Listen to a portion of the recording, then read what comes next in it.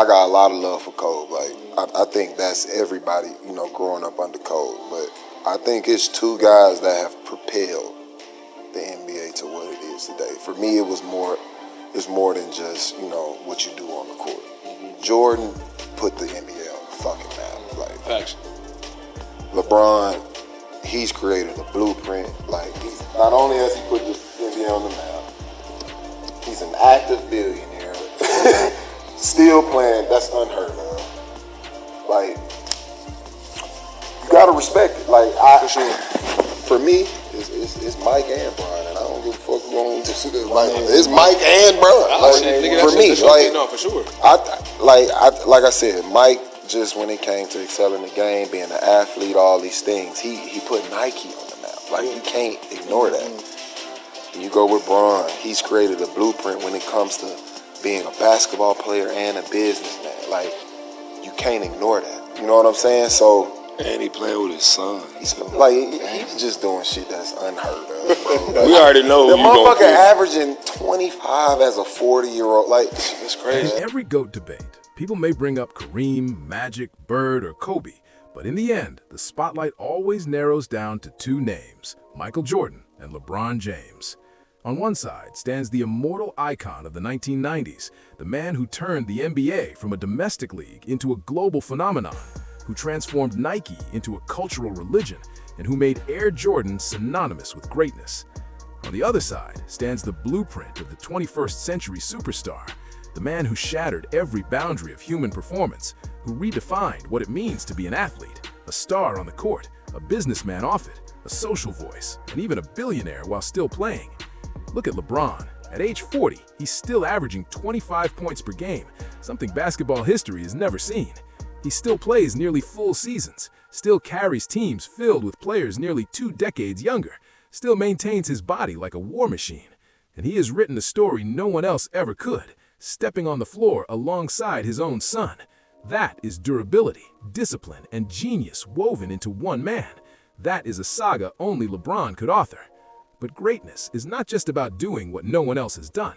True greatness is about redefining the game itself, setting a standard so high that the entire world has to follow. And that Michael Jordan did 3 decades ago. Jordan didn't just win, he turned winning into a ritual.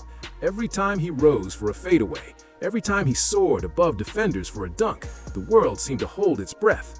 Jordan made the NBA not just sport, but culture, cinema, religion. People didn't just watch him play, they lived through him, they trembled with him, and ultimately, they bowed to him. He wasn't just a basketball player, he was greatness personified. Yes, LeBron is the blueprint, but Jordan is the foundation. Without the map Jordan drew, there would be no blueprint for LeBron to perfect. And if one man represents the pinnacle of endurance, the other embodies the pinnacle of perfection. Peak versus longevity. Why Jordan's peak still rules. When people argue for LeBron as the GOAT, the word you hear more than any other is longevity. 20-plus years of dominance, 2 full decades of rewriting box scores, stacking points, assists, and rebounds until the record books cracked under the weight. And make no mistake, that is historic, that is unprecedented, that is legendary. But longevity alone does not define the greatest of all time. Longevity is endurance. Greatness is peak. Because when the ball is in your hands and everything is on the line, the question is not how long you played, it's how high you soared. Michael Jordan's peak wasn't long, it was volcanic. In 1988, he did what no guard in history has ever done, win MVP, Defensive Player of the Year, and the scoring title, all in the same season. That wasn't just dominance, that was absolute conquest. A guard who scored 35 points a night while also being the most terrifying defender alive. That is balance, that is completeness, that is perfection. In the playoffs, his peak is untouchable. Jordan holds the highest scoring average in postseason history at 33.4 points per game. He also holds the highest career PER in playoff history, a metric designed to measure efficiency and impact. Translation, when the games mattered most, Jordan didn't just rise, he levitated above everyone else. LeBron's peak is magnificent. He's had finals runs that will never be forgotten, especially 2016, when he dragged Cleveland from the brink against the 73-9 Golden State team. That was LeBron's volcano moment. But Jordan's entire career was a chain of volcanoes erupting one after another. 6 finals, 6 rings, 6 finals MVPs. Not once did he lose on the biggest stage. Longevity is a marathon, and LeBron has run it with a stride no one can match. But Jordan's peak was a sprint, so fast, so violent, so breathtaking that it stopped time. GOAT status is not just about who lasted the longest, it's about who touched heights that no one else could reach. And on that mountaintop, Jordan still sits alone. Two-way greatness. Jordan's absolute domination on both ends. In every GOAT debate, people love to bring up offense, points, assists, efficiency. And yes, LeBron James is one of the greatest offensive engines the game has ever seen. But basketball has two ends of the floor, and when you weigh both sides, Michael Jordan's case becomes even stronger. Jordan wasn't just a scorer, he was a predator, a two-way nightmare who could humiliate you on offense and suffocate you on defense, all in the same possession. Let's start with the accolades. 9 times all-defensive first team. 3 times he led the league in steals, and in 1988, the same year he averaged 35 points and won MVP, he was also crowned Defensive Player of the Year. A guard winning DPO is nearly unheard of. Jordan didn't just score more than anyone, he stopped more than anyone too. But beyond the stats, it was the intimidation, the way he picked up players full court, the way he turned defense into instant offense. Opponents weren't just playing against Jordan, they were being hunted. Imagine trying to bring the ball up the court only to feel his shadow on your back, waiting to pounce. That was psychological warfare, and it crushed even the most confident rivals. LeBron is a capable defender. In his prime, he could guard positions 1 through 5, using his size and IQ to create iconic moments like the chase down block in Game 7 of the 2016 Finals. That play is etched in history, but Jordan lived in that space. For him, elite defense wasn't a highlight, it was a lifestyle. The GOAT debate isn't just about who put the ball in the hoop, it's about who controlled the game completely on both ends. And while LeBron has defensive peaks, Jordan's consistency, his awards, and his relentless will made him the most complete two-way player the game has ever seen. When the best scorer in history is also the most feared defender, the debate starts to feel less like an argument and more like a coronation. The Finals. Jordan's perfect record versus LeBron's trials. When everything is stripped away, stats, accolades, narratives, the heart of the GOAT debate always comes down to this: what did you do on the biggest stage? For Michael Jordan, the finals were not a stage, they were his kingdom. 6 trips, 6 victories, 6 finals MVPs. A perfect 6-0 record that has become both a shield and a sword in any debate. He didn't just win, he ruled. Every time the Bulls reached the summit, Jordan stood at the center, never once allowing a series to slip through his fingers. Consider the weight of that. No Game 7 losses, no finals where he was outshined by a teammate, no excuses, no what-ifs. The moment the lights were brightest, Jordan was inevitable. The shrug game against Portland in 1992, the flu game in 1997, the final dagger over Brian Russell in 1998. These weren't just wins, they were cinematic masterpieces, forever carved into the DNA of basketball. LeBron's story is more complicated. 10 trips to the finals is extraordinary. It's a testament to his dominance and consistency. But with that consistency comes a record, 4-6. There are peaks. 2016, when he led Cleveland back from a 3-1 deficit against a 73-win Warriors team, is arguably the greatest finals performance in NBA history. But there are valleys. 2011 against Dallas, when he scored only 8 points in a finals game, is a scar that critics will never let him forget. Longevity gave LeBron more opportunities, but also more room for failure. Jordan never allowed that vulnerability. He didn't just reach the mountain, he planted his flag and never gave it back. And that's the truth that burns in every debate. LeBron's finals record tells the story of survival, resilience, and second chances. Jordan's finals record tells the story of perfection. And in sports, perfection is untouchable. One man played the Game of Thrones, the other man built the throne. Era context. Why Jordan's dominance was harder. Every GOAT debate eventually runs into this question, but what about the era?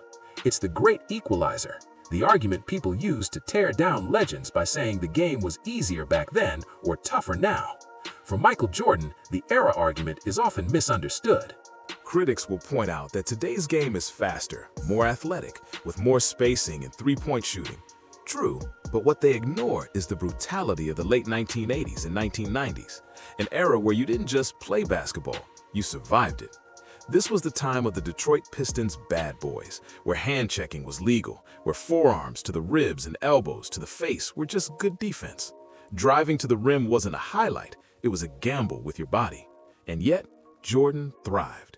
He didn't just score in this environment, he dominated it. He led the league in scoring 10 times while being mauled on every possession. He won his first three repeat by breaking through the Pistons' gauntlet and his second by outlasting the Knicks' bruising defenses. Contrast that with today's rules. The NBA outlawed hand-checking in 2004, opening the floor for perimeter scorers. Defensive 3-second violations forced big men out of the paint, making lanes wider. Today's stars, LeBron included, operate in a game designed for freedom of movement.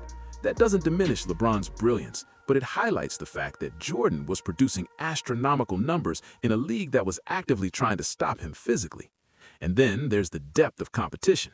Jordan's finals opponents included Magic Johnson's Lakers, Clyde Drexler's Blazers, Charles Barkley's Suns, Gary Payton's Sonics, and Karl Malone and John Stockton's Jazz. Hall of Famers everywhere.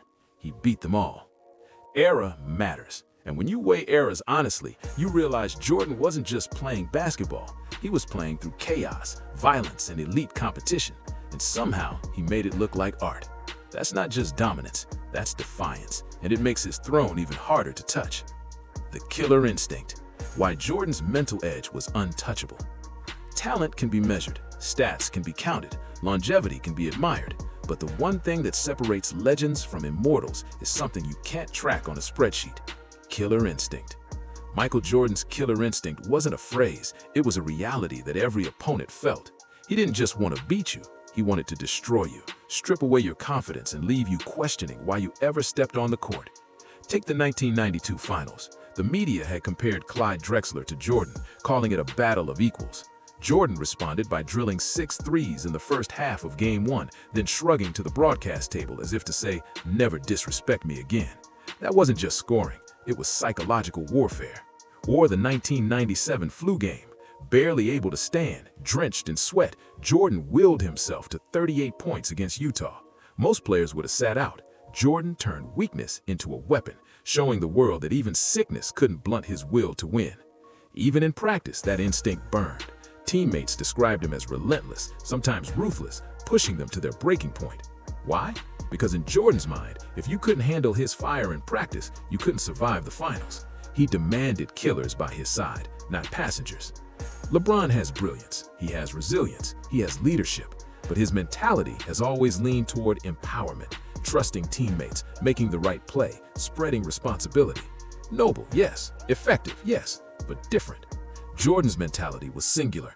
Give me the ball, I'll take the shot, and I'll take your heart while I'm at it. That mindset is why Jordan never lost in the finals. It's why his legacy feels untouchable, because greatness can be taught, refined, and built over time. But killer instinct? That is born. And Michael Jordan's killer instinct was the sharpest blade basketball has ever seen. The untouchable throne of Michael Jordan. When the dust of every debate settles, when the stats and narratives are stripped away, one truth remains. Michael Jordan is still the measure. LeBron James is a titan. He's built a career of astonishing longevity, broken records once thought unbreakable, and carried the expectations of a prodigy from age 17 into his 42nd without ever collapsing under the weight. He is greatness, undeniable. But greatness is not the same as supremacy. Supremacy is what Jordan embodied. At his peak, he was unstoppable. MVP, Defensive Player of the Year, and scoring champion all at once. In the playoffs, he was untouchable. The highest scoring average in history, the highest efficiency rating, the ultimate closer. In the finals, he was flawless. 6 trips, 6 rings, 6 finals MVPs. Not a crack, not a blemish. Perfection wrapped in sweat and fire. Era context. He thrived in the most brutal defensive age of basketball, when hand checks, elbows, and fists were as common as jump shots. Two-way play. He was as feared for stealing the ball as he was for dunking it. Mentality. He had the killer instinct that made legends tremble, that turned every slight into fuel, every challenge into humiliation for his rivals. And then there's culture. Jordan didn't just elevate the NBA, he globalized it. He made sneakers sacred. He made highlights immortal. He turned moments into mythology. He didn't just play in the league, he became the league. LeBron is the blueprint for the modern superstar.